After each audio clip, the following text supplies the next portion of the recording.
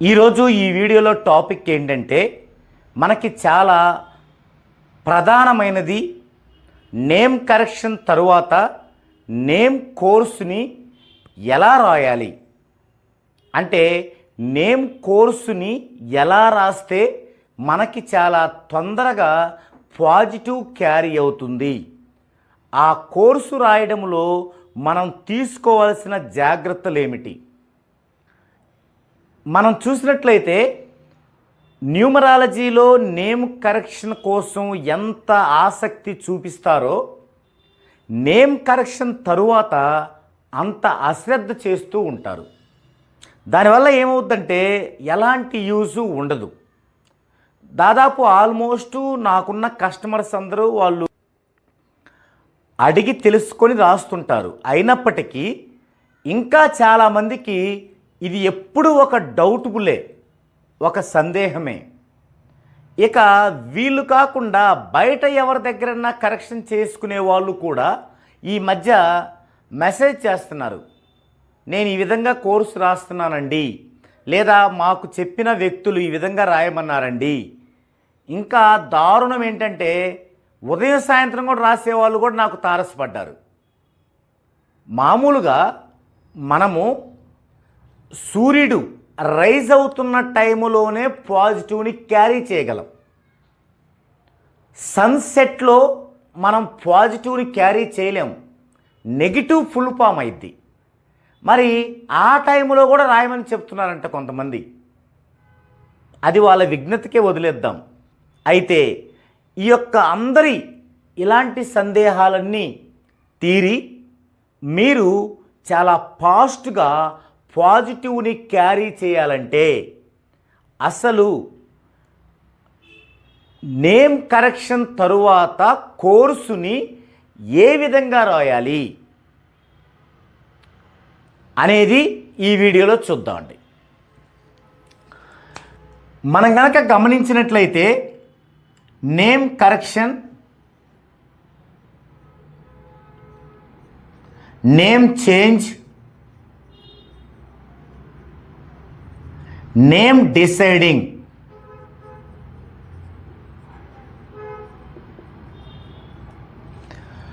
Name correction, name change అనేదేమో అడల్ట్స్కి, అంటే ఆల్రెడీ నేమ్ ఉన్న వాళ్ళకి ఆ రెండిట్లో ఒకటి సెట్ అవుతుంది.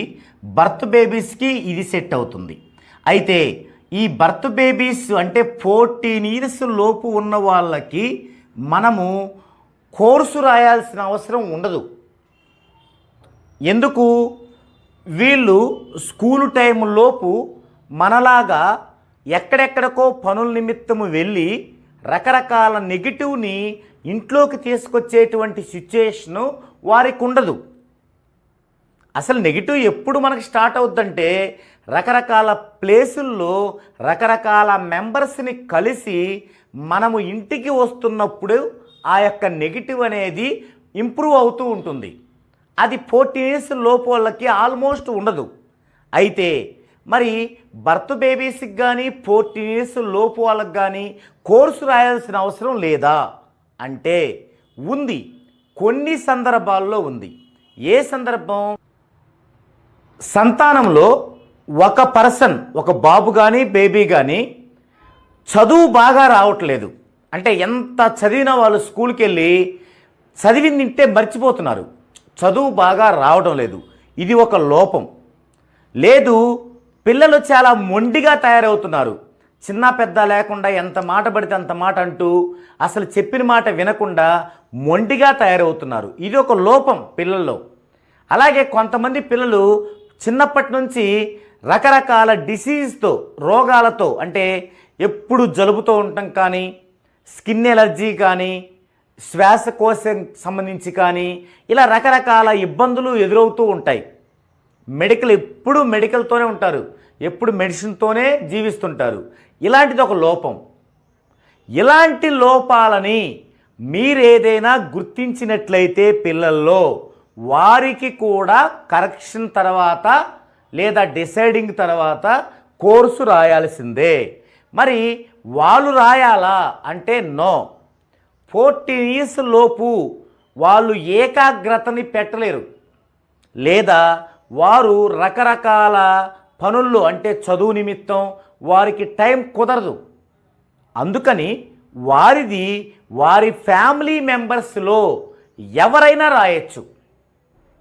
ఎందుకంటే వారిని బాగా అమితంగా ఇష్టపడేది ఫ్యామిలీ మెంబర్సే కాబట్టి వారి ఫ్యామిలీ మెంబర్స్ రాసినా కూడా యాజ్ ఇట్ ఈజ్ వారు రాసినప్పుడు ఉండేటువంటి ఉపయోగమే ఖచ్చితంగా ఉంటుంది. కాబట్టి ఈ యొక్క నేమ్ డిసైడింగ్లో 14 years లోపు పిల్లలకు యాక్చువల్గా అవసరం లేదు కోర్సు రాయటం. మనం కనుక వారి పట్ల ఏదైనా లోపం ఉన్నట్లు గుర్తించినట్లయితే మాత్రం ఖచ్చితంగా రాయాల్సిందే. ఓకే, సరే. ఇప్పుడు నెక్స్ట్ అసలు కోర్సు ఎలా రాయాలి? ఇక్కడ కోర్సు అనేది ఏంటంటే ఒక యజ్ఞం లాంటిది. అంటే పూర్వపు కాలంలో మహర్షులు చేసిన తపస్సులో ఎంత ఏకాగ్రత ఉందో అలాంటి ఏకాగ్రతను ఉండాల్సినటువంటి సిచ్యువేషన్ కోర్సుది.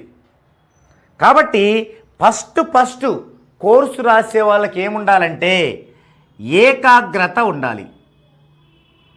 అంటే ఏదో రాస్తున్నాము కదా అని మొక్కుబడిగా రాయటము కాకుండా ఒక కాన్సన్ట్రేషన్ ఉండాలి, ఏకాగ్రత ఉండాలి. ఇది ఫస్ట్ క్వాలిఫికేషన్ రాయాలంటే, త్వరగా పాజిటివ్ క్యారీ అవ్వాలంటే. ఇక రెండోది టైం పంక్చువాలిటీ ఉండాలి. టైం పంక్చువాలిటీ అంటే ఒక టైంకు రాయటం మొదలు పెడితే కోర్స్ అంతా అదే టైం రాయాలి. ఫర్ ఎగ్జాంపుల్ మనం 7:10కి స్టార్ట్ చేసాం ఉదయం, డైలీ 7:10కే రాయాలి. ఎంతవరకు ఉంది ప్రిఫరెన్స్ అంటే దీంట్లో 2 నిమిషాలు అటు ఇటు అంటే 7:08కి రాసినా ఓకే, 7:12కి రాసినా ఓకే. ఇది మించి 7:13కు రాయాల్సి వచ్చింది అనుకోండి, నో, అది నో యూస్. అక్కడితో దాన్ని ఆపేయాలి. ఆపి మరలా కోర్సు స్టార్ట్ చేయాలి. ఒకవేళ మీరు 50 సార్లు రాయాలి, 47 సార్లు రాశాక 48వసారి మిస్టేక్ జరిగిందనుకోండి, ఆ కోర్సు ఆపేయటమే.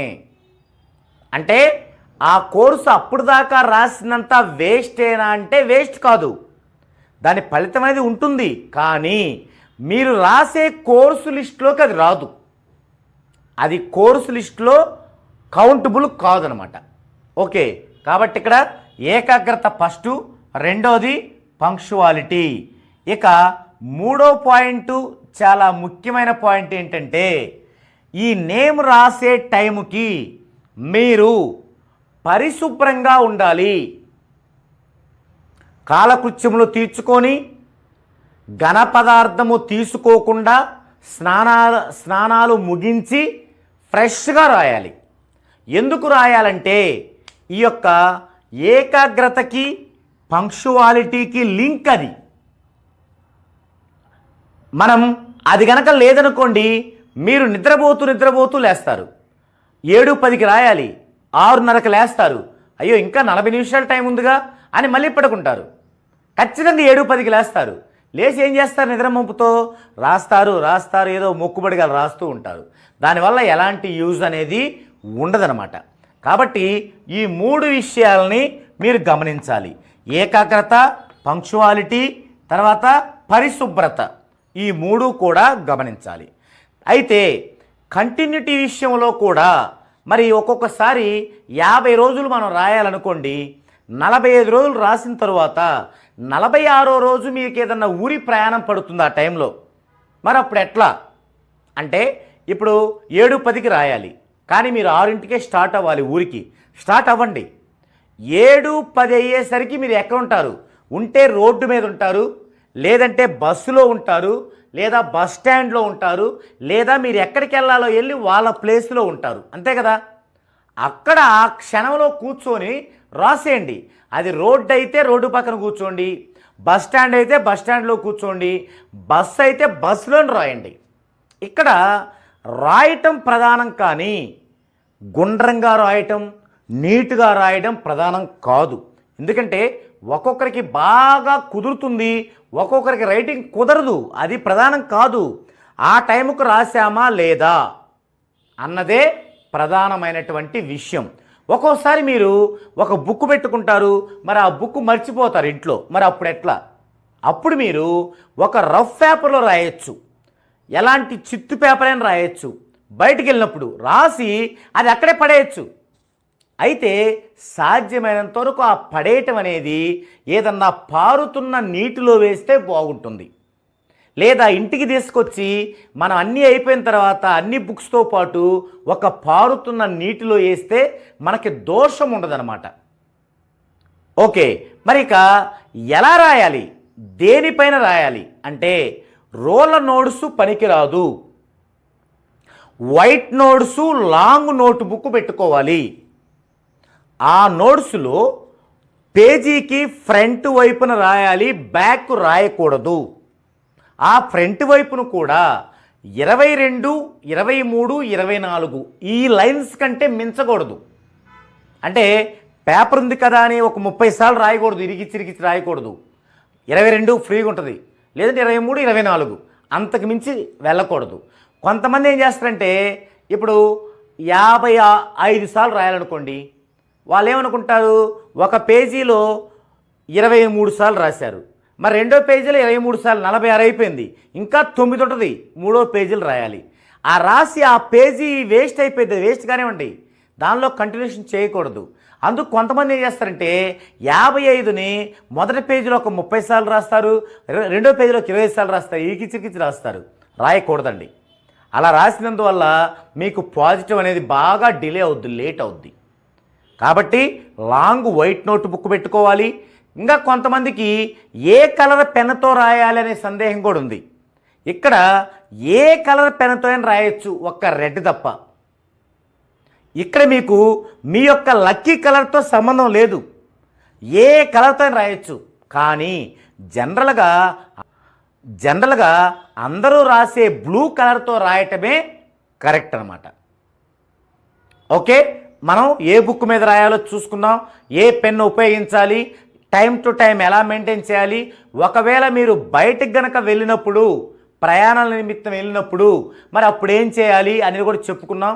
ఒక్కొక్కసారి 2-3 రోజులు జర్నీలో ఉంటారు, అది చుట్టాల ఇల్లు కావచ్చు, లేదా ఏదైనా హోటల్ కావచ్చు.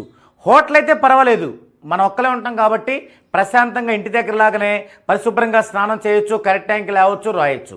కానీ చుట్టాల దగ్గరికి వెళ్ళినప్పుడు కొంచెం మనం గిల్టీగా ఫీల్ అవ్వాల్సి వస్తే, ఇది మన ఇంటి దగ్గరలాగే ప్రిపేర్ అవ్వడానికి. అప్పుడేం చేయాలి అంటే, మీకు గుర్తుందో లేదో, టెంపుల్స్లో ఒక ఆచారం ఉంది, మనకి ఒక సాంప్రదాయం ఉంది. ఏంటి? స్నానం చేసి వెళ్ళాలి.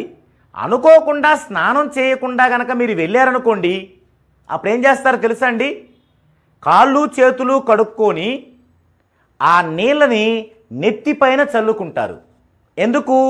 చేతులు కడుక్కున్నారు, కింద కాళ్ళు కడుక్కున్నారు, అంతా అయిపోయింది. ఇక హెడ్ ఉంది కదా, హెడ్ మీద కొంచెం నీళ్లు చల్లుకుంటే అది ఫుల్ఫిల్ అవుతుందన్నమాట. ఇది ఒక ఆచారం ఉన్నది. ఎప్పుడు? మీకు సాధ్యపడనప్పుడు. మీకు సాధ్యపడలేదని ఎవరికి తెలిసిద్ది? విశ్వానికి తెలిసిద్ది. అంతేగాని మీరు డూప్ చేయకూడదు. మీకు సాధ్యపడే పరిస్థితుల్లో కూడా ఇంట్లో కూడా కాళ్ళు చేతులు కడుక్కొని చల్లుకొని రాయకూడదు. అది వేరే చోటకెళ్ళి అక్కడ మీకు ఇబ్బందికర పరిస్థితిగా ఉన్నప్పుడు మాత్రమే అలా చేయాల్సి ఉంటుంది.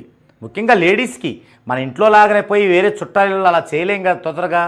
కాబట్టి అయితే ఇది మెయింటైన్ చేయాలి. ఎక్కడైనా కాన్సన్ట్రేషన్, ఏకాగ్రత, పంక్చువాలిటీ, టైం అనేది మాత్రం ఖచ్చితంగా మెయింటైన్ చేయాలి. వాళ్ళకి చెప్పండి నాకు పని ఉందని, లేదా దూరంగా కూర్చోండి, లేదా బయటికి ఏదైనా పార్కులో కూర్చోండి, చెట్టు కింద కూర్చోండి. కానీ అది మాత్రం ఖచ్చితంగా చేయాల్సి ఉంటుంది.